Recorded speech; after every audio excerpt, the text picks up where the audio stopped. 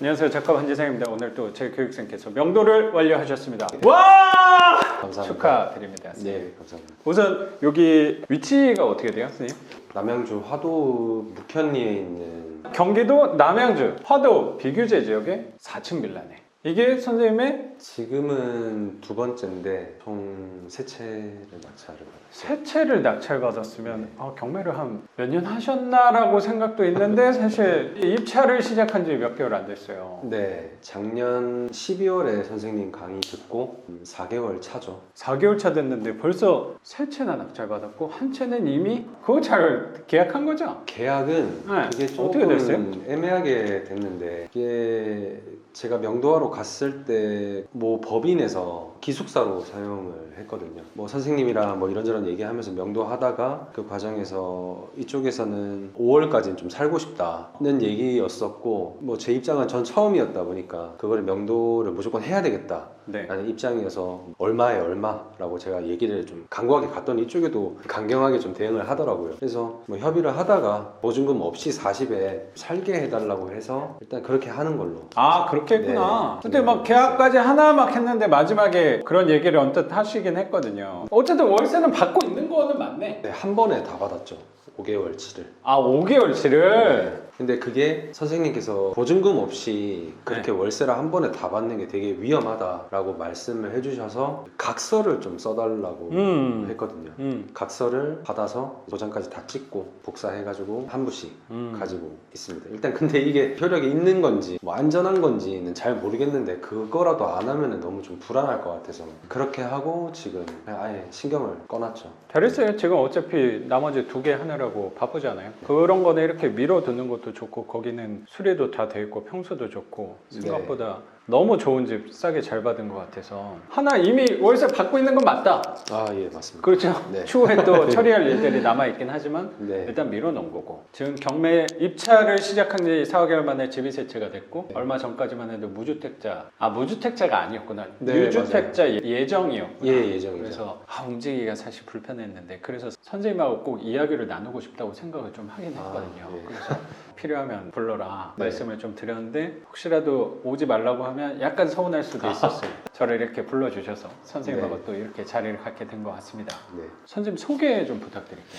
지금 건설 회사 다니고 있고요. 네. 건설 회사에서 안전관리자로 지금 근무하고 있는 33살. 그리고 와이프가 올해 6월에 출산을 앞두고 있는 예비 아빠. 예비 아빠가 되는 것 때문에 누구보다 또 삶에 대해서 고민을 굉장히 많이 하고 있다라는 네, 지금 맞아요. 어깨가 굉장히 무거워졌다는 생각이 좀 들거든요. 그렇죠. 없다고 하면 거짓말이고 고민이 되게 많았죠. 지금도 없는 건 아니지만 처음에 와이프랑 결혼하기 전에 결혼하려면 집이 있어야 되니까 집을 선택하는 것조차 굉장히 힘들었거든요. 저는 수도권에 있고 네. 와이프는 지방에 있고 그래서 이 집을 어디로 하느냐부터가 이게 네. 너무 처음부터 막히다 보니까 결혼을 네. 할 수 있는 건가 싶기도 했었거든요. 그러다가 덜컥 양주에 네네. 예, 계약을 했고 그래서 지금은 그 집이 잘 지어지고 있어서 결혼을 분양받은 집? 분양을 누가 포기를 했어요. 포기를 해서 그걸 제가 운이 좋게 모델하우스 갔다가 이제 덜컥 그냥 계약을 해버렸죠. 질러버렸죠. 내가 그쪽에 힘을 쓰고 있었더니 큰 변화들이 최근에 많이 생겼다는 생각이 전 좀 들거든요. 뭐 제 얘기를 좀 해도 되는 건지 잘 모르겠는데 선생님 시간이에요 지금. 아. 선생님 얘기 들으려고 내가 온 거고 제가 선생님하고 영상을 딱 찍기 전에 시작할 때 말씀을 하시더라고요. 뭐냐면 네. 제가 말주변이 좀 없다, 말수가 좀 없다 이런 얘기를 하셨는데 네. 나 한마디 꺼내니까 막 줄줄 얘기해가지고 예.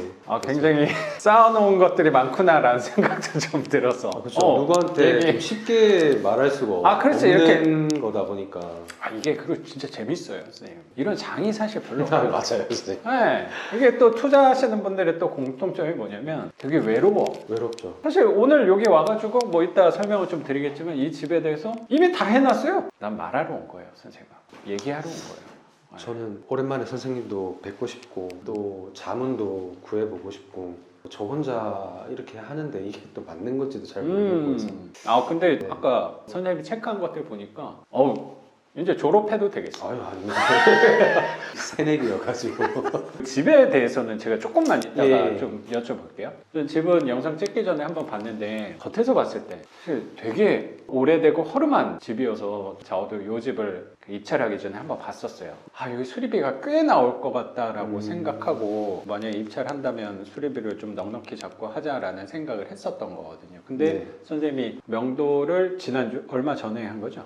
얼마 전에 한 며칠 전에 네. 명도를 하시고 오늘 들어와서 보니까 너무 좋은 거야.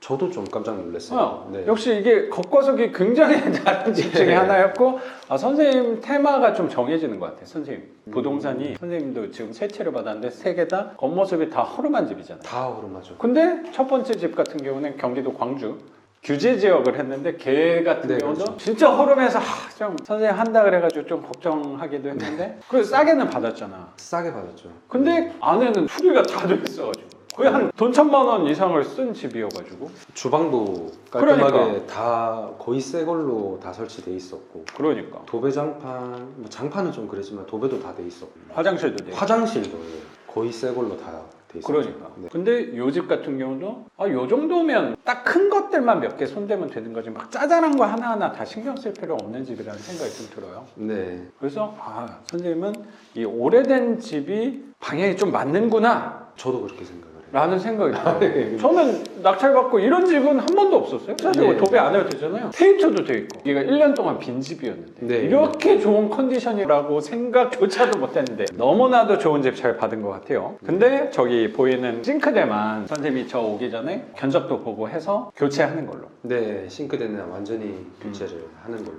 그래서 싱크대 땡 김에 타일도 오래되고 저 벽 쪽을 보니까 싱크대가 기역자로 애매하게 붙어 있어서 예, 기존에 맞아요. 거기는 타일을 새로 어차피 해야 되니까 타일까지 새로 하는 거예요. 네, 주방 타일까지 같이. 그러면 공정 순서가 당연히 싱크대 오기 전에 타일을 네. 먼저 하는 걸로. 타일은 내일 예. 지금 돼 있어요. 선생님 회사에서 일 되게 잘하죠. 아니요, 일은 잘 못하고요. 아니 뭔가 미리 다 해놨네. 예전에 그 주방 쪽 관련 회사를 다녔어가지고. 아 그랬구나. 선생님도 뭔가 내공이 많이 있구나. 아유, 없습니다. 역시 보통 사람이 아니었어. 아 그랬어? 아 그런 쪽 또 경험이 있으니까 그 네. 시공 순서 같은 거는 뭐 저보다 훨씬 더 경험이 많이 있다고 생각이 또 드네요. 그건 또 몇 년 전 일이라서 정확하게 제가 잘 기억은 못하고. 네. 그래서 그쵸. 견적을 본 게 얼마 들었어요? 조금 비싸게 견적을 받은 것 같긴 한데 신발장이랑 네. 주방이 2m 정도로 해달라고 했는데 저 신발장은 폭이 얼마? 900이죠. 900 사이즈로 900이면 좀 큰 거잖아. 그게 얼마인데? 그게 한 30분 하잖아. 신발장 39만 원. 39만 원? 그 양 사이드에 EP판 마감판이 들어가다 보니까 아, 보통 아파트나 이런 빌라들 하면은 한쪽만 분이 100이 맞네, 마련인데 맞네. 양쪽에 또 마감판이 하나 더 들어간다고 그 견적 넣고 39만 원에 받았고. 그러면 40만 원 돈 빼면은 저 싱크대가 네, 싱크대 비용이 160 정도 나왔던 것 같아요. 160이면 약간 비싼가 했는데 또 생각해보니까 저 수전도 벽수전이었던 것 같아서 싱크대 철거하시는 분이 공장 하시는 분인데 수전까지 갈아놓겠다고 아 그 간단한 얘기는 했었거든요. 그러면 한 것 같은데 왠지 그래서 근데 저것까지 해서 뭐 싱크대만 160이면 그리고 여기 사다리차도 써야 되는 거니까 네, 사다리차까지 비용해서. 그래서 신발장하고 저 싱크대는 한 200 정도. 근데 그 정도 금액이면 합리적이다라고 생각은 했어요. 그래요. 저거 두 개 다 하는데 전국 최저가 이것까진 모르겠어도 예. 비싼 건 아닌 거라고 생각. 그냥 뭐 무난하고 싼 편에 가까운 거 아닌가라고 네. 생각해요. 선생님 또 누구보다 막 비교 견적도 잘 보는 사람 아니에요. 아, 예. 맞아요. 얼마나 또 알아봤겠어. 엄청 알아봤어요. 한 10군데 이상, 뭐 20군데 가까이 알아봤어요. 그렇게 큰 편차는 또 없을 거니까. 네, 거의 비슷하더라고요. 그거 하면서 저기 타일도 바꾸니까 네. 타일공이 또 오니까 화장실도 그냥 이왕이면 하는 게 낫겠다라고 네. 생각해서 타일도 군데군데 깨져 있기도 하고 뭐 그러네. 그 화장실 같은 경우에도 타일 깨져 있고 천장이 또 일반 가정집 창고처럼 이게 그러니까 도배지가 도배까지 돼 있고 몰딩까지 돼 있더라고요. 그래서 이게 무슨 화장실인가 싶어가지고 가끔 그런 데가 있대요. 예, 그래서 세면대랑 이제 변기까지 저거는 완전히 바꿔야 되는 스타일인 것 같아서 바꿔버리면은 뒤에 타일이랑 좀 그게 좀 하자가 있을 것 같아서 바꿔버리자. 또 견적 싼 데를 받아서 네. 진행을 내일 또 같이 하기로. 그 타일 하면서 화장실까지 예. 다 내일 하는 거고 혹시 그렇게 또 견적을 많이 알아봤는데 화장실은 얼마에 하기로 했어요? 화장실은 160에. 네. 나도 좀 소개 좀 해줘요. 아, 예. 알겠습니다. 아니 너무 싸게 잘 알아본 것 같아서 사실 우리는 또 A급으로 해줄 필요도 없거든요. 아, 그럼요. 하자만 없으면 돼. 예. 그막 줄눈 뭐 조금 삐뚤어져도 뭐 전혀 저는 문제될 거 상관없고 없죠. 약간 울퉁불퉁한 거 그런 거는 별로 상관없어. 겉보기만 깨끗하면 되기 때문에 네, 맞아요. 그 두 개에서 360이고 뭐 도배는 사실 안 해도 되고 네. 여기 페인트도 돼 있고 등만 조금 선생님이 여기 사람 써서 네. 교체를 하셨다고. 지금 딱 3개 정도 교체를 해야 되겠다 싶어서 작은 방 하나랑 베란다 2군데만 네. 예, 진행을 했습니다. 그럼 이제 싱크대랑 화장실만 사실 신발장까지만 하면 그냥 청소도 뭐 굳이 내 생각에 안 해도 될 것 같거든요. 그 입주 청소를 알아봤는데 그것도 거의 대부분이 시작가가 20만 원 맞아요, 이상이에요. 20만 원. 그래서 이거 이러다가 비용이 너무 많이 들어가겠다 싶어가지고 청소는 제가 하는 걸로. 그래요. 이런 거는 화장실이랑 싱크대를 하면 또 보는 느낌이 다를 거고 여기 보이지 않는 먼지가 되게 많긴 한데 네. 이거는 집이 나가는 거랑은 별로 영향은 저는 없는 거라고 생각해서 너무 힘을 줘서 닦지는 말아요. 그냥 봤을 때 괜찮네 요 정도만. 딱 깔끔하네 느낌만 들게. 저런 먼지 같은 것도 옛날에 막 다 닦았는데 생각보다 의미가 없더라고요. 저 타일이 너무 보기가 싫어서 데코 타일처럼 맞추는 걸 좀 싸게 싸진 않죠. 다 하면은 뭐 10만 원 정도 될 것 같은데 깔까 생각했는데 그것도 오버하는 것 같아서 하지 마요. 예 그것도 아이, 그냥 할 필요 안 하는 걸로. 전혀 상관없어요. 그래서 선생님만 예 맞아요. 그것만 보는 거니까 저거 데코 타일이 깔렸다고 이거 계약해야 되나? 데코 타일 너무 마음에 들어. 저것 때문에 나 계약할 거야는 아닐 거예요. 예 그래서 저건 할 필요 없을 것 같고 뭐 혹시라도 선생님이 좀 욕심을 낸다면 뭐 주말에 콘센트 정도 바꾸는 것도 뭐 나쁘지 않을 것 같고 예. 그 정도만. 사실 저 에어컨이 약간 애매하긴 했는데 에어컨도 일단은 우선 두는 걸로. 네. 저는 떼버렸으면 좋겠는데 저걸 떼면 저 뒤에 도배지가 그쵸 비어 있을 거니까 저것도 해야 되니까 분명히 세입자가 에어컨 딱 눈에 띄어가지고 네. 분명히 얘기를 할 것 같긴 하거든요. 네. 그러면 저 에어컨 작동 확인해보고 되면은 뭐 그냥 쓰시라고 하고 큰 거 필요하다 내가 해야 된다 그러면 그때 저희 중고 가전 네. 아저씨가 좋아하실 거예요. 저 예. 갖고 가시라고 하면. 그 정도만 하면은 뭐 다른 거 다 해서 한 400 정도면 한 거 아닌가? 그쵸. 거의 한 400. 와, 잘 알아봤다 진짜 화장실. 화장실하고 저 타일까지 하는데 160이야? 아니죠. 여기 화장실만 하는데 160이고 그다음에 주방 타일 25만 원. 이렇게 해서 그래도 되게 185만 싸네. 원. 진짜 잘 구했다. 그래도 싸게 했다고. 엄청 예. 엄청 싼 거예요 내 생각에. 지독한 사람이네. 진짜 잘해. 그래서 여기는 한 400 정도면 부대 비용 조금 더 해도 뭐 한 50만 원 정도 안에면 충분히 할 수 있을 거라고 생각이 좀 드네요. 집 수리는 한 요 정도 하면 될 것 같고 여기 낙찰가랑 대출 좀 물어볼게요. 경기도 남양주 화도 비규제 선생님 이 먼 곳까지 선생님 거주하는 데랑 선생님 회사랑 거리가 좀 있잖아요. 네, 1시간 넘죠. 여기도 그렇고 1호점 같은 경우도 경기도 광주 거기가 그나마 조금 더 가깝네요. 그나마 그쵸. 가까웠어요. 그리고 또 3호점은 양주까지. 와, 양주. 답답한 회사를 좀 벗어나야겠다. 그 의지가 굉장히 느껴진다는 생각도 좀 드는데. 그런 쪽은 아닌가요? 그런 쪽은 아직은 아닌데 언젠가는 그런 날이 오기를 고대합니다. 그럼 네. 그날에 당장은 아니고요. 한 발자국 가까워졌다고 생각이 좀 드네요. 세 발자국 왔었어요. 느린 걸음으로. 그럼요. 어차피 선생님도 지금 당장 회사를 그만두거나 뭔가 변화를 시켜야 된다는 것보다 지금은 뭐 회사나 일을 하시는 거나 큰 무리는 아니라고 생각이 네, 들어서. 큰 무리는 없습니다. 그래서 이 집 전용 면적이 한 10평? 11평이고요. 11평. 36 타입. 36제곱미터. 예. 정확하네요. 그리고 방은 2개, 화장실 둘. 하나. 싱크대가 저 베란다 쪽에 붙어 있어서 못생기긴 했지만. 많이 못생겼죠. 그리고 요 동네가 그래도 임대 좋은 동네니까 분명히 네. 선생님이 생각하는 가격은 될 수 있을 것 같은데 90년 초 화도 빌라 낙찰 가격이 얼마예요? 6,055만 5,559원. 행운의 숫자는 5였네요? 네, 제가 그렇지 않아. 55만 55만 3을 5천. 좀 많이 그랬구나. 그리고 선생님 지금 이게 두 번째 물건이었으니까 유주택자였단 말이야. 근데 대출도 잘 나왔나요? 대출도 제 생각은 원래 80%를 생각을 하고 왔었는데 80%로 대출을 받을 수도 있었어요. 네. 근데 금융권을 선택을 하는 네. 그 과정에서 이게 조금 더 유리할 것 같아서 72% 대출을 받아서 4,400만 원. 4,400. 유리했다는 거는 구체적으로 좀 물어봐도 돼요? 부수 거래가 없었죠. 특히 1금융에서 부수 거래를 되게 무리하게 요구한다는 생각이 전 좀 들더라고요. 뭐 거의 한 5가지. 그죠? 예, 그리고 막 이렇게 카드 사용이 얘기를 이런 하고, 것도 예. 되게 높아졌더라고. 근데 금리 또한 1금융이 요새 훨씬 비싸요. 1금융으로 진행을 아, 그래요? 한 거였어요. 오. 네. 다른 2금융으로 했으면 금리가 음. 좀 더 낮긴 했을 건데 그래도 이게 유리할 것 같다라는 생각이 들어서 네. 잘했어요. 덩치가 작기 때문에 4,400 정도면 금리 뭐 0.12%도 높다고 어차피 10,000원 왔다 갔다 하는 거라고 생각하거든요. 네. 그래서 뭐 큰 차이 안 나는 거니까. 요즘 금리가 다 4%대가 그래서 금리가 몇 프로 하셨어요? 금리는 4.23%. 그래, 1금융이 그렇더라고. 네, 좀 높죠.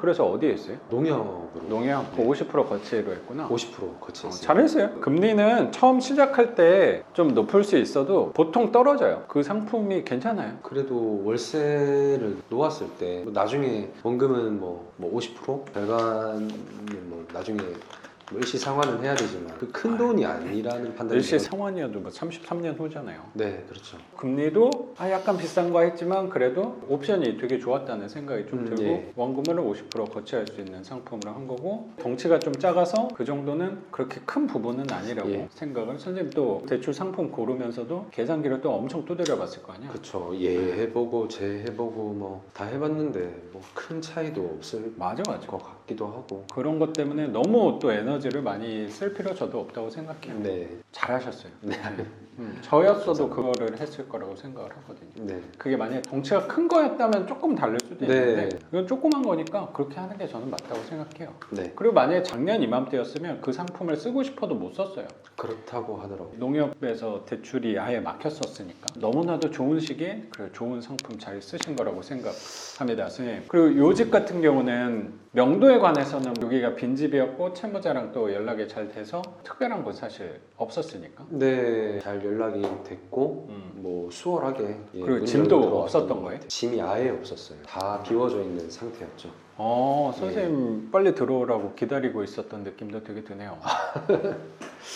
다 선생님 덕분에 계속 연락을 드렸죠. 이거 어떻게 해야 되냐고. 아, 맞아. 좀 고민을 같이 하긴 했네. 네. 합의도 잘 해서 입성을 하게 된 거다. 네. 그래요. 그러면 선생님에 관해서 좀 여쭤볼게요. 예. 선생님은 되게 기억이 나요. 선생님이 원래 수업을 예전에 신청했던 게 한 1년 전에 원래 만날 수 있었다는 생각도 되게 들었는데 근데 내가 기억이 나거든. 좀 더울 때였는데 상황이 사실 할 수가 없었잖아. 할 수가 없었다기보다 좀 겁이 났죠. 대출이 나올까? 그때는 못 만났었는데 1년이 지나서 작년 하반기 때 다시 만나게 된 거잖아요. 아, 그때 네. 수업 신청을 다시 해주셔가지고. 네. 근데 맞아요. 그때 왜 1년 동안 있다가 다시 또 오셨는지 그게 좀 궁금해요. 거의 1년 동안 고민한 거잖아요. 그 1년 동안 고민한 이유가 제 상황 자체가 진행을 해도 되는지에 대한 확신이 없었고 그 상황이 뭐였는데? 제가 분양받은 집 때문에 네, 분양받은 그 집 분양은 때문에 언제? 20년 5월에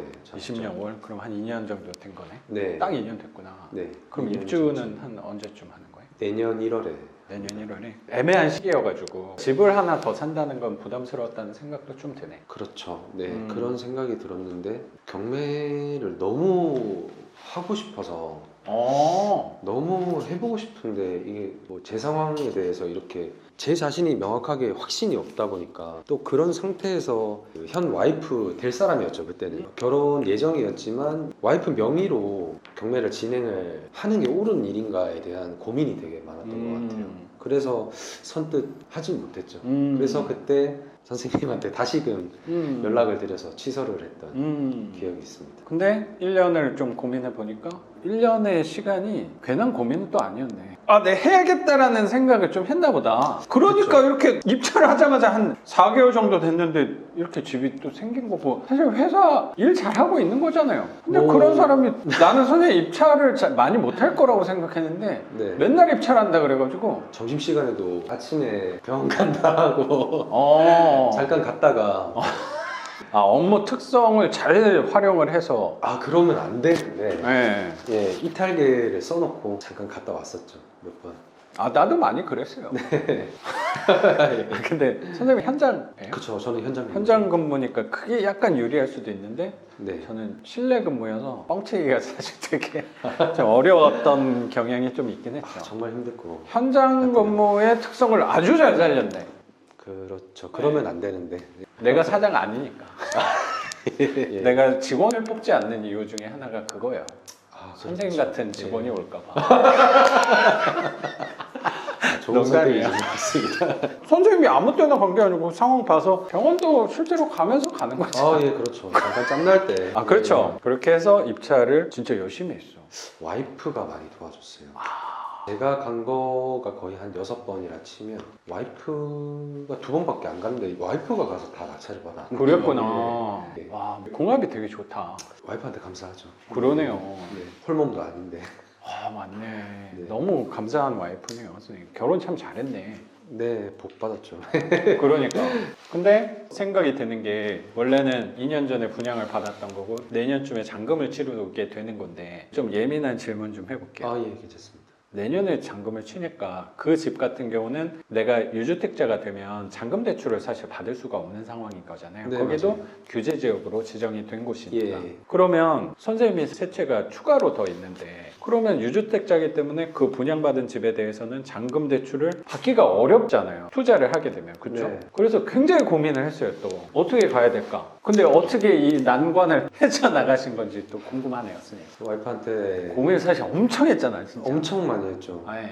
그게 사실 1년의 기다림이었다는 오. 건데 와이프한테 혼인신고를 잔금 납부하기 전까지 미루자. 그렇죠. 는 근데 거였죠. 사실 결혼하시고 특히 요새 같아서는 혼인신고를 바로 하는 경우가 보통 거의 없잖아요. 특히 부동산이 대표적인 이유라고 난 생각하거든요. 그리고 내년까지니까 뭐 시간도 그렇게 막 긴 거는 아니니까 네네. 그렇게 어려운 부분은 아니라고 생각하는데 갑자기 또 그 변수가 하나 생겨서 아기가 그러니까 또 허니문 베이비가 생겨서 아이가 또 바로 생긴 거구나. 바로 생겼어요. 그러면 여기서 약간 또 애매한 고민이 거야. 그렇죠. 내년 초에 잔금을 치러야 되는데 그럼 그때까지는 혼인신고는 일단 하기가 어려운 거고 네, 아이는 이제 사실 몇 개월 안 남은 거잖아요. 그렇죠. 그러면 아이가 나오면 혼인신고를 당연히 또 해야 해야 되는 게 순서라고 보통은 생각이 네. 좀 드는데 또 와이프도 그렇게 혼인신고를 하겠지라고 생각을 하고 있었던 상황이었기 때문에 많이 난감했죠. 이걸 진짜 어떻게 해야 되지? 설명을 해서 납득을 시켜줘야 경매라는 거를 할 수가 있는데 와이프가 저를 조금 미워했던 것 같아요. 제 생각에는. 그럴 것 같아. 왜냐면 그게 또 예민하잖아. 예민하죠. 애기에 관해서 아기죠. 특히 더 엄마들은 더 예민할 수 있을 것 같아. 그렇죠. 예. 그래서 뭐 사방팔방까지는 아니어도 꼭 와이프 생각에는 너가 꼭 그렇게까지 하면서 경매를 해야 되냐 그러니까 그런 생각도 당연히 들 것 같아. 라는 생각을 무조건 했을 거예요. 근데 맞아. 또 와이프가 바라본 저는 얘가 또 어디에 한 군데 미쳐가지고 이걸 꼭 해야 되겠구나라는 생각으로 좀 안 좋게 생각을 했을 것 같은데 제가 얘기를 했죠. 이러한 미래를 만들고 싶다. 그렇기 위해서는 우리가 지금 할 수 있는 방법은 이거 하나다. 뭐 제가 여기에 빠진 거는 횟수로 따지면 뭐 2년 전, 뭐 3년 거기에 대해서 미래를 조금 얘기를 했죠. 고민을 많이 하고 많이 네. 알아보고 네. 한 거다. 꼭 해야 될 것 같다. 해서 제 음. 아이한테는 조금 미안하지만 우리가 모두가 잘 살기 위한 게 이 경매라고 생각을 해서 이제 와이프한테 잘 설명을 해서 혼인신고는 잠깐 좀 보류하는 잠정 보류하는 걸로 하고 이제 경매를 분양받는 거 잔금 대출을 하면 그때쯤으로 하면 되는 건 거죠. 네 맞아요. 그럼 사실 뭐 이제 1년도 안 남은 거니까. 네 얼마 안 남았죠. 그래서 이 부분이 사실 좀 궁금하실 거라고 생각하거든요. 뭐냐면 이거 별거 아니라고 생각할 수도 있는데 나도 와이프랑 좀 그 얘기를 했거든요. 네. 선생님이 그 수업 시간에 그런 얘기를 좀 해서 같이 좀 얘기한 적이 있었잖아요. 그러면 아기가 보통 아빠 성을 따라가니까 네. 그러면 이거 이름을 줘야 되잖아. 아기 나오면. 그렇죠. 네. 그러면 선생님 성을 갖고 가야 되는데 그게 약간 애매하더라고. 그래서 저도 이게 제 성을 따서 아이의 이름을 지을 수 있나? 혼인신고를 만약에 안 했을 네. 경우에 아이가 나왔는데 아이의 아빠의 성을 갖고 갈 수 있나? 그게 가능하다고 이제 그 시청이었나? 그래서 마음이 예. 편해졌어. 예, 시청 그 공무원부 그 담당하시는 부서에 제가 전화를 해서 이러이러한 상황인데 나중에 결혼은 했는데 아직 혼인신고를 안 했다. 아이가 태어난 후에 혼인신고를 해도 가족관계상 이게 문제가 없냐? 그리고 혼인신고를 할 수가 있는지 여러 가지 상황을 얘기를 했더니 이제 가능하다. 근데 다만 그 아이 출생신고였나? 가족관계를 떼면 한 줄짜리 코멘트가 남는다고 하더라고요. 근데 거기에 대한 코멘트가 몇 자가 안 되는데 잘 기억이 안 나서 아, 출생신고서에? 출생신고였나 가족관계증명서였나 아무튼 거기에 한 줄짜리 멘트가 남는다고 하더라고요. 이제 그거는 태어날 아이한테 이해를 할지는 모르겠지만 큰다면 잘 설명을 좀 해줘야 될 것 같은 그런 준비는 좀 해야 될 것 같아요. 가족관계 증명서를 청소년 때는 별로 뗄 일이 그렇죠. 거의 네. 없고 가족관계 증명서 할 때는 보통 대출 받을 때 하기 때문에 굉장히 먼 미래라고 생각이 좀. 근데 나중에 우리 아빠가 진짜 아빠가 아닌가? 뭐 이런 생각을 할 수도 있지 않을까. 그런 고민까지도 들 수 있겠다. 근데 거기에 대한 대책은 아직 마련은 안 돼 있는데 아. 잘 설명을 이 할 수 있을 것 영상 같아요. 내가 그때까지 남겨놓을게요. 이거 보여줘요. 아, 예, 그러면 될 것 같아요. 네. 이거 아빠라고. 내가 살아 있다면 당연히. 남겨두는 걸로. 네. 이게 선생님 혼자 잘 먹고 잘 살자고 하는 게 아니잖아요. 그렇죠. 네. 우리 모두가 같이 잘 먹고 잘 살자고 하는 취지에서 하는데 이게 어떤 사람들이 바라볼 때는 야 그거 좀 과한 거 아니야? 그렇게까지 하면서 이 투자를 해야 돼 라고 생각하는 사람도 예. 분명히 있을 거고 나도 그거 이해는 된다고 생각해요. 근데 내가 생각했을 때는 지금 상황 안에서 최선을 다해서 할 수 있는 부분이 그런 방법이라도 있다는 거는 어쩌면 활용을 해도 좋은 거 아닌가? 라고 생각하고 이게 뭐 핑계라고 생각할지도 모르겠지만 이 아이를 위해서 하는 부분도 분명히 나는 있다고 생각해. 사실 그거는 그렇죠. 이마에 이렇게 새겨서 다니는 뭐 그런 것도 아닌데 뭐 그럼 가족관계 증명서에 그런 게 있는지 보지도 않을 거라고 일반적으로는 생각이 좀 들어서 너무 크게 걱정하는 부분이 아닐까. 근데 내가 또 당사자가 아니니까 뭐 그런 부분에 대해서 좀 조심스럽기도 해요. 저도 조심스럽습니다. 아이가 건강하게 행복하게 자라는데 내가 아빠로서 불편하게 만든 건 아닌가라는 생각이 들 수도 있을 것 같아요. 네.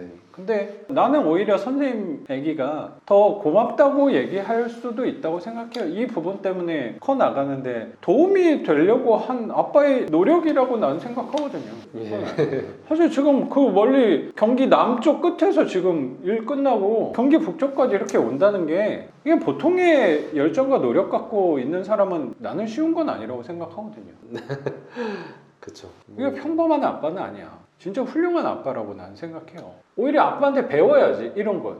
그랬으면 좋겠어요. 네, 태어날 아이가 좀 이런 부분은 뭐 안 좋은 거는 닮았으면 좋겠지만 글쎄요 이게 뭐 잘한 건지 저는 잘하고 있다라고 지금 생각은 하고 있거든요. 나는 너무 잘했다고 생각해요. 왜냐면 선생님 사실 이런 영상에서 제가 공개를 다 하기 불편한 부분이 분명히 있거든. 어쩌면 네. 사회 제도라는 거, 법, 규칙, 어떤 선이 있잖아요. 그런 부분에서 애매한 선이 항상 생기잖아요. 이 법을 내가 넘어선 건 아닌데 사실 약간 애매한 부분들 찾아내고 오는 게 저는 그게 현명한 사람이라고 생각하거든요. 너무 그 잣대에서 나는 원칙만 고수할 거야 라고 하는 사람은 얼마나 융통성 없고 꽉 막힌 사람이 아닐까라고 난 오히려 생각해요. 어떤 상황에서든지 항상 유연하게 대처할 수 있는 사람이 현명한 사람이라고 생각하는데 선생님이 뭘 그렇게 뭐 과하게 한 부분도 나는 아니라고 생각하거든요. 그렇죠. 네. 네. 그리고 그게 막 5년 10년 뭐 그렇게 가는 게 아니고 뭐 한 7, 8개월 정도 되는 거잖아요. 네. 이게 6월 달인가 나온다 그랬어요. 네, 맞아요. 거기서 한 길어야 8개월 뭐 그 정도인데 뭐. 난 너무 잘했다고 생각할 것 같아요. 내가 선생님 애기라면. 그렇게 이해해주면 고마울 것 같아요. 그래서 나도 항상 우리 아이한테 그렇게 살았으면 좋겠다고 생각을 하거든요. 유연하게 살았으면 좋겠다. 사실 어떻게 보면 요런 집 같은 경우도 사회가 말하는 잣대 안에서는 우리가 집을 막 늘려나가는 게 좀 잘못된 관점도 분명히 있을 거예요. 야, 네 집 하나만 하면 되지. 왜 이런 집을 왜 낙찰받아? 라고 바라보는 사람도 분명히 있을 거잖아요. 있을 것 같아요. 근데 그게 금지는 아니잖아. 네. 그리고 내가 갖고 있는 돈 안에서 이런 거 하는 게 그게 현명한 사람 아닐까? 내가 갖고 있는 거 안에서 최선을 다하는 게 나는 더 멋있는 사람이라고 생각해요. 난 누구보다 멋있는 아빠라고 생각합니다, 선생님. 더 멋있는 아빠가 되기 위해서 노력 많이 해야 될 이미 것 같아요. 멋있는 아빠예요. 더 노력하지 말아요, 선생님. 더 노력하면 쓰러지니까. 네. 요 정도만 하면 돼요. 네. 지금 아주 좋아요, 선생님. 여기서 얘기가 되게 길긴 했는데 그 불편한 상황은 어쨌든 정리를 좀 네. 해서 방향은 제대로 정한 거네. 방향은 네. 요거를 명확하게 정했죠. 늘려가야겠다라고 정했는데 선생님 아까 선생님 사모님한테 이렇게 설득도 하고 했다고 했는데 어떤 방향으로 내가 하기 위해서 이걸 하는 거다. 왜 하시는 거예요?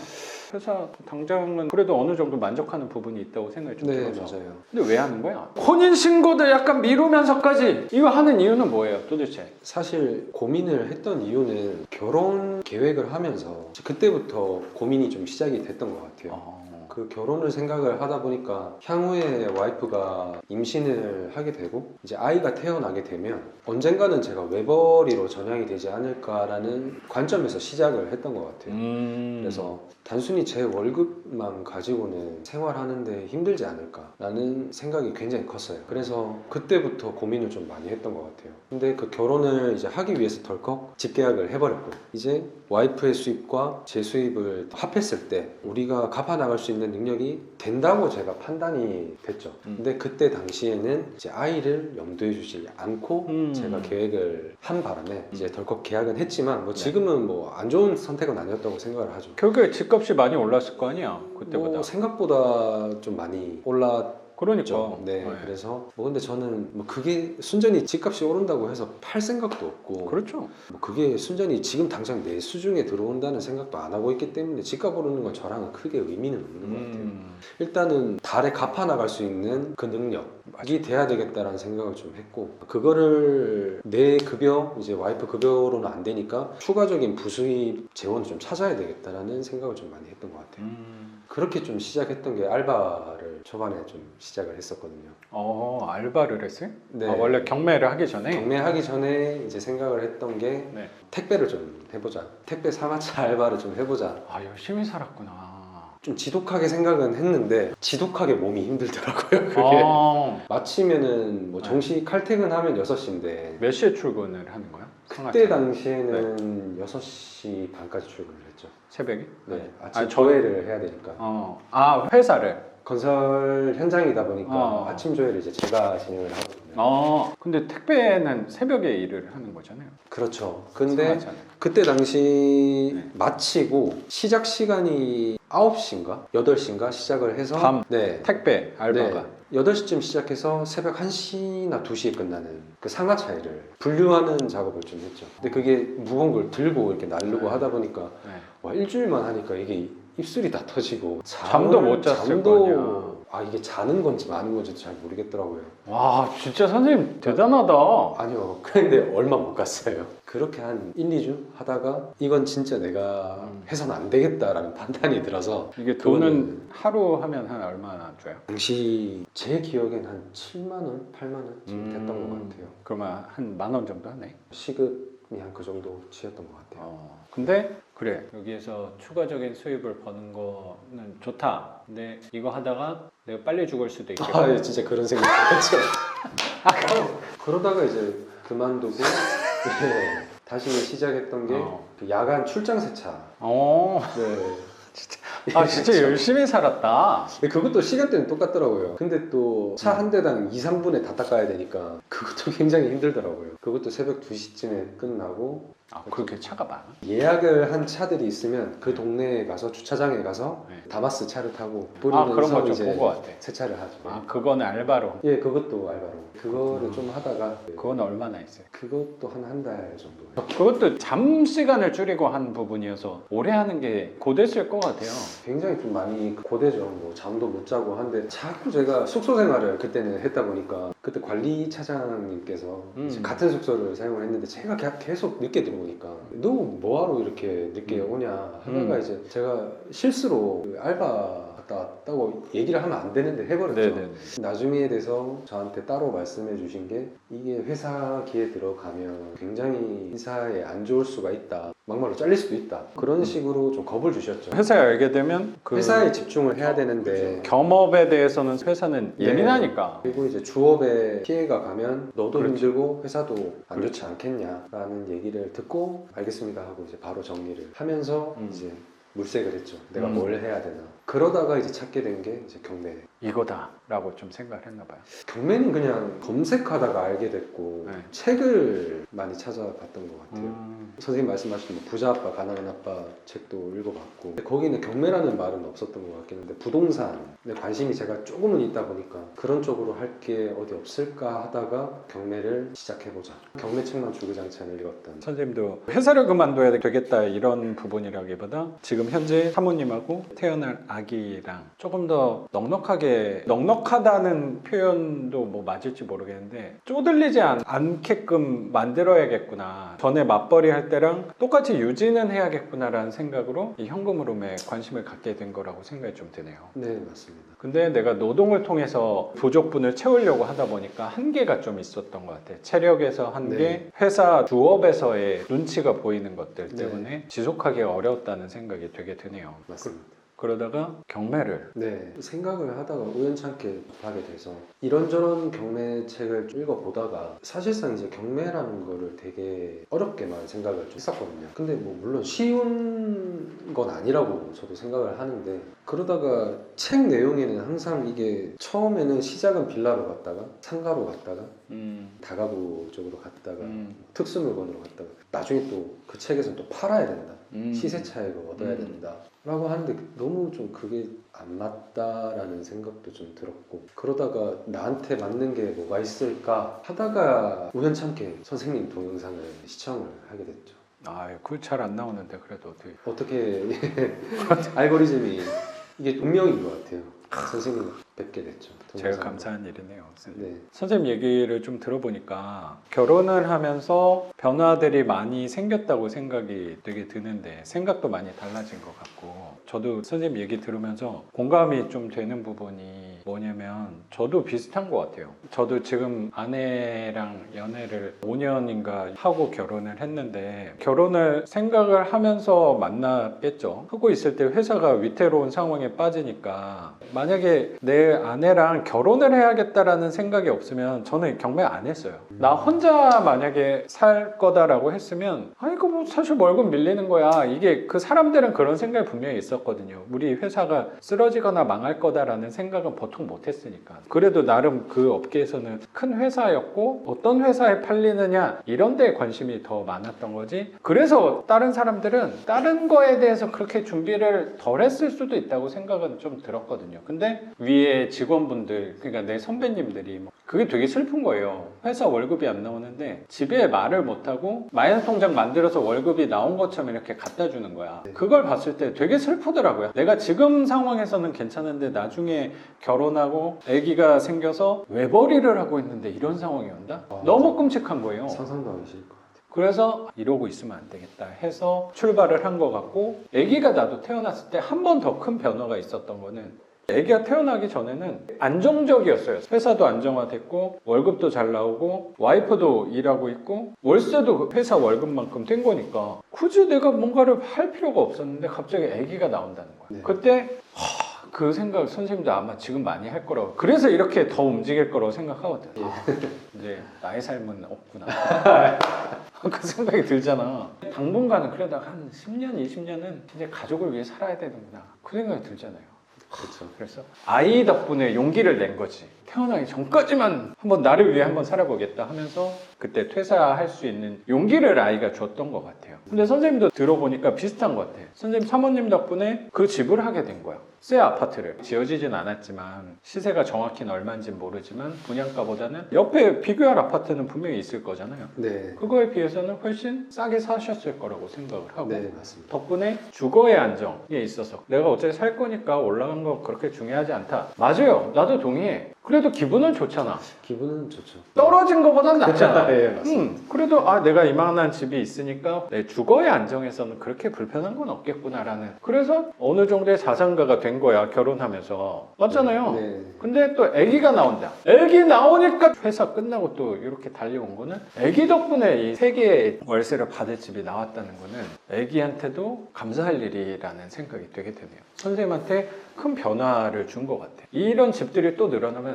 저절로 선생님도 바뀌게 돼요. 첫 번째 집에서 월세를 금액이 협의가 잘 안 돼서 네. 작긴 하지만 그래도 손해는 아니니까. 손해는 아니지. 네. 그리고 그 이상을 분명히 받을 수 있는 집이고, 여태까지 선생님이 벌었던 돈이랑은 질이 다른 돈이라고 나는 생각하거든요. 선생님이 노동으로 통해서 번 돈은 분명히 아니고 노동을 하긴 했지. 근데 요거는 한번 해놓고 나서 이제 내 돈이 일하게 되는 거라고 생각이 좀 들면, 선생님의 향후의 방향은 전에는 내가 돈 벌다가 내가 먼저 죽는 거 아닌가라는 생각도 들지만 더 건강하고 윤택한 삶으로 갈 수 있는 방향이, 저는 이게 맞다고 생각을 저는 갖고 있어요. 지금 뛰어다니는 건 분명히 힘들지만 해놓은 만큼 쌓아가는 게 분명히 있을 것 같아요. 근데 내가 노동을 통해서 한 것들은 쌓는 개념이랑은 좀 별개인 것 같아요. 그리고 나는 방향은 너무 잘 잡은 것 같아요. 저도 잘 잡았다고 생각을 합니다. 택배 상하차 별로다라는 건 예. 결코 아니죠. 그것도 해보고 세차 알바도 해보고 이번에 경매를 하면서 세 종류의 일을 했을 때 분명히 느끼는 바도 다를 거라고 생각하거든요. 네, 저 위에도 그런 업무를 하시는 분들이 많이 계시겠죠. 그게 잘못됐다는 게 아니라 효율을 봤을 때 이런 업종보다는 내가 가진 자그마한 그 자본 안에서 솔직히 경매도 정신적인 스트레스, 당연하죠. 뭐 왔다 갔다 하는 체력도 있을 그럼요. 것이고 이런 것들 참 정직한 일이다라는 생각을 좀 하는 것 같아요. 그러니까 완전히 뭐 놀고 먹자 불로소득은 아닌 것 같지만 그래도 어느 정도 초반에 뭐 그런 정신적인 스트레스 아니면 육체적인 노동 약간의 그런 게 좀 가미가 되면 향후에 신경 쓸 부분도 많이 나오겠죠. 근데 그거는 극히 일부가 되지 않을까. 처음에 초석을 좀 잘 다져 놓으면 맞아요. 좋은 결과를 저한테 줄 거라는 확신은 가지고 있습니다. 맞아요. 불로소득이라고 하는 사람들의 공통점은 뭐냐면 이걸 안 해본 사람이에요. 네. 경매도 그렇고 낡은 집을 해보지 않은 사람들이 그런 얘기를 꼭 하는 거라고 생각해요. 이건 결코 불로소득이 아니죠. 그리고 또 불로라고 하는 게 노동이 꼭 육체 노동만 노동은 분명히 아닌 거니까. 정신적인 노동도 분명히 노동 중에 하나인 거고, 저도 하다가 뭐 머리도 빠지고 좀 요새도 흰머리가 많이 는 것 같은데 그런 것도 분명히 저도 많이 생겨요. 고민을 많이 하기 때문에 흰머리가 늘어나는 만큼 월세도 늘어나는 거라고 생각하면 흰머리는 염색을 하면 된다. 그렇게 어려운 부분은 아니라고 생각합니다. 나이를 먹는다는 자연스러운 과정이라고 또 생각을 하면 그게 또 슬픈 일인가? 라고. 슬프지는 않습니다. 맞아요. 그럼 웃으면서 난 갈 수 있을 거라고 생각해요. 그래서 선생님은 너무나도 나는 잘하고 있다고 생각하고 아까 말씀드린 대로 더 노력하지 말아요. 지금처럼만 해요. 지금처럼 하고 이제 선생님한테 말씀드렸던 처음에 제 목표에 대해서 말씀드렸던 걸 꼭 이루고 싶습니다. 그때 몇 채를 했죠? 그때 20채가 목표였고 뭐 순수익은 500 이상 정도 생각을 했던 거. 그만큼 실제로 하신 분도 계시니까.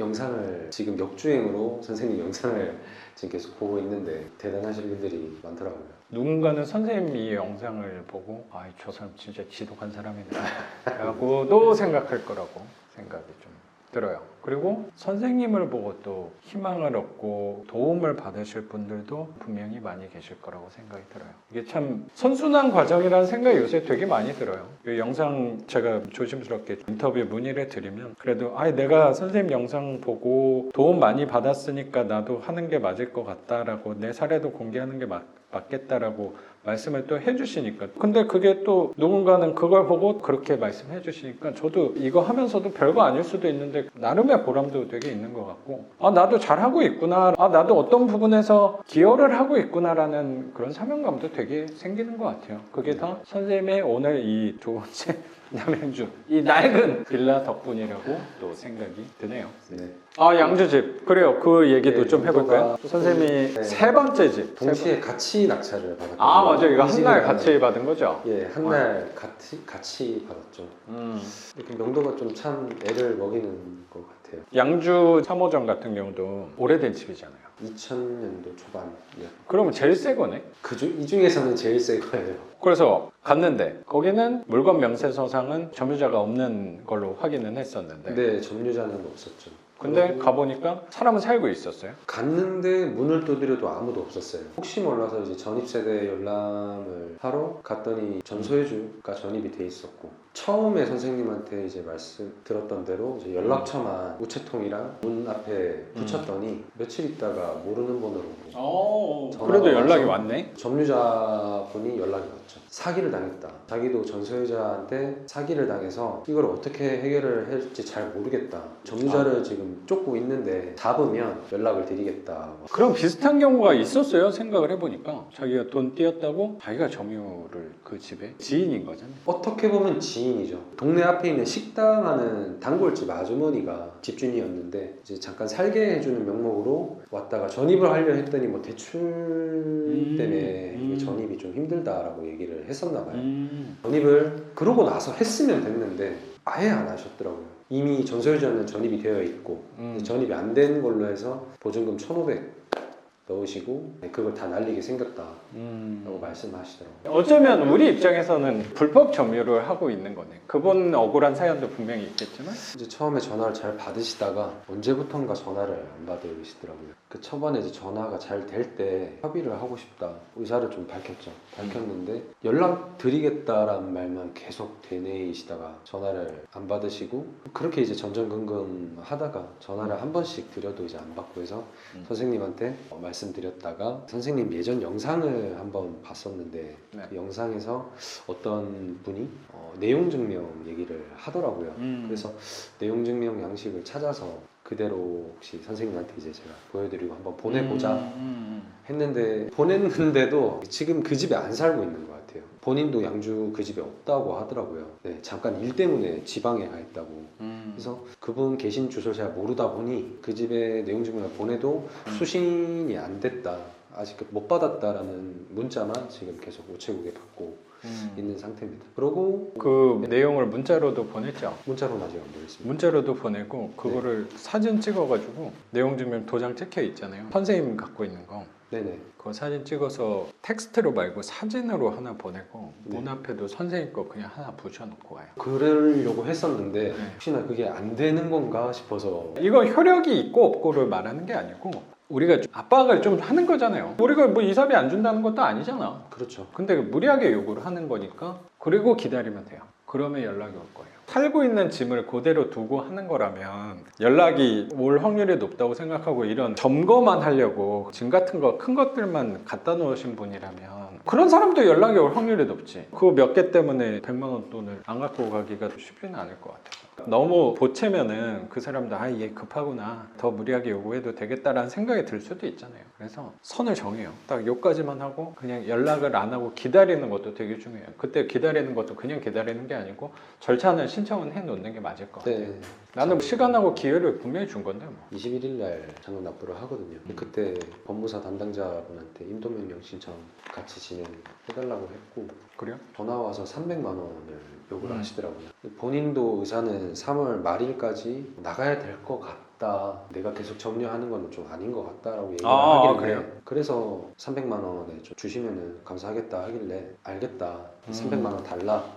얘기를 하길래 고려해보겠다. 300은 좀 과하시고 제가 이때까지 뭐 명도를 뭐 그 전화로는 전문가인 척 잘했어요. 뭐 네. 50에서 100만 원 선인데 그 이상은 줘본 적은 단 한 번도 없다. 고민해보시고 전화 드리겠다 하고 이틀 뒤에 전화를 드리겠다 하고 전화를 끊었죠. 안 받으시더라고요. 네, 내용 증명을 이제 텍스트로 문자로 쳐서 보내고 해야 되겠다라는 생각을 좀 가지고 있었어요. 거기 이사비에 대한 내용도 있나요? 이사비에 대한 내용은 소정에 그 이사비를 지급해서 원만하게 협의를 하고 싶다라는 내용은 넣어놨고 금액은 따로 크게 적어놓지는 그럼 않습니다. 그거 내용 증명 보낸 거는 있으니까 네. 그거는 하나 사진 찍어서 보내고 추가로 짧게 써야 돼요. 항상 그런 사람한테 보낼 때는. 강제 집행을 신청할 때 네. 그분이 실제 점유자인지도 잘 모르겠는데 그분 이름으로 신청을 못하지 않나요? 전입이 안 돼 있잖아요. 그럼 불법 점유자잖아요. 네. 그래서 채무자 이름으로 하면 돼요. 인도명령 할 땐 이름만 있으면 돼요. 제일 좋은 거는 그 사람의 이름을 알게 되면 더 좋긴 해요. 제가 그 사람 이름 알고 있어요. 그럼 그 사람 이름으로 하시면 돼요. 근데 법무사에서는 저한테 네. 점유자가 지금 살고 있나요? 그 사람 이름은 얘기는 하진 않았는데 그럼 누구로 인도 명령을 하냐? 못한다 이런 식으로 얘기를 하길래 그러면은 채무자 이름으로 해달라고 얘기를 했거든요. 근데 그게 맞는지를 잘 모르겠어서 채무자로 하면도 되고 더 제대로 하려면 둘 다 하는 것도 돼요. 그 점유자랑 그게 허탕치는 걸 좀 방지할 수도 있죠. 그 점유자를 하는 게 더 맞지 않을까? 그렇게 이름 알고 이름은 계신다고 제가 알고 하니까. 있어요. 이름만 알면 돼요. 카카오 들어가서 스토리 엄청 뒤졌거든요. 이름이 나오길래 역시 집요하구만. 빨리 해결하고 싶은데 맞아요. 네. 혹시라도 계곡까지 가면 서로 죽자는 방향으로 잘 안 갈 거니까 그때 가서도 한 번 더 저한테 얘기를 해줘요. 네, 알겠습니다. 선생님 오늘 과거 사례 그리고 오늘 집 이렇게 공개해 주신 거 약간 예민한 얘기일 수도 있었는데 선생님 이야기까지 공개해 주신 거 감사하게 생각합니다. 예. 제가 더 감사합니다. 선생님이 베푸신 만큼 저도 당연히 해야 된다고 생각합니다. 고맙습니다. 네. 네. 오늘 영상은 여기서 마무리하는 걸로 하고 저는 또 내일 영상으로 찾아뵙도록 하겠습니다. 작가 반지상이었습니다. 감사합니다. 네, 감사합니다. 고맙습니다, 선생님. 감사합니다. 그러니까 그 명도할 때 선생님도 고민을 되게 많이 하는 게 나도 느껴져서